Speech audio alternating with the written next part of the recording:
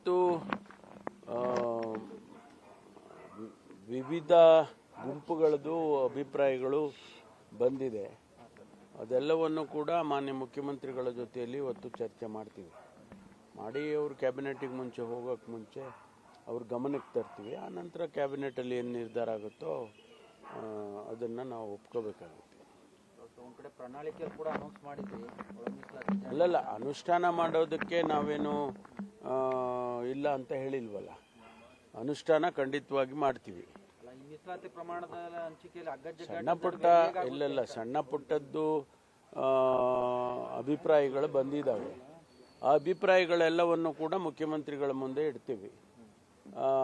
ಬಗೆಹರಿಸೋದಕ್ಕೆ ಎಲ್ಲ ರೀತಿಯಲ್ಲೂ ಕೂಡ ಪ್ರಯತ್ನ ಮಾಡಿ ಕ್ಯಾಬಿನೆಟ್ನಲ್ಲಿ ಅಂತಿಮವಾಗಿ ಕ್ಯಾಬಿನೆಟ್ ಏನು ತೀರ್ಮಾನ ಮಾಡುತ್ತೋ ಅದರಂತೆ ಹೋಗಬೇಕು ಅಂತ.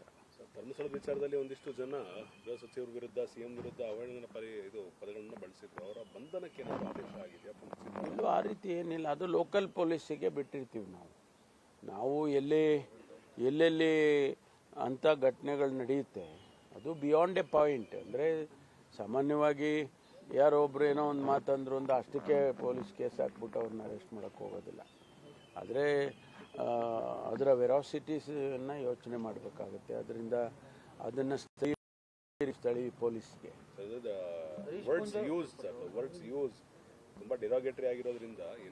ಅದೇ ನಾವೇನು ಡೈರೆಕ್ಷನ್ ಕೊಟ್ಟಿಲ್ಲ ಅಂಥದ್ದು. ಈಗ ಹೇಟ್ ಸ್ಪೀಚ್ದು ಬಿಲ್ಲು ಕೂಡ ತರ್ತಾ ಇದ್ದೀವಿ. ಅದನ್ನು ಅದರಲ್ಲಿ ಅನೇಕ ವಿಚಾರಗಳನ್ನು ಪ್ರಸ್ತಾಪ ಮಾಡಿರ್ತೀವಿ.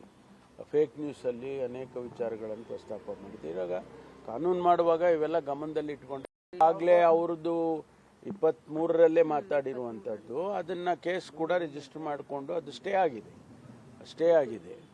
ಅದು ಸ್ಟೇ ಏನಾದರೂ ವೆಕೇಟ್ ಆದರೆ ಮುಂದೆ ಕ್ರಮ ತಗೊಳ್ತಾರೆ.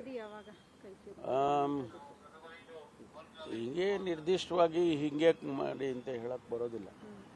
ಆದಷ್ಟು ಬೇಗ ಅಂತ ಹೇಳ್ಬೋದು ಅಷ್ಟೇ.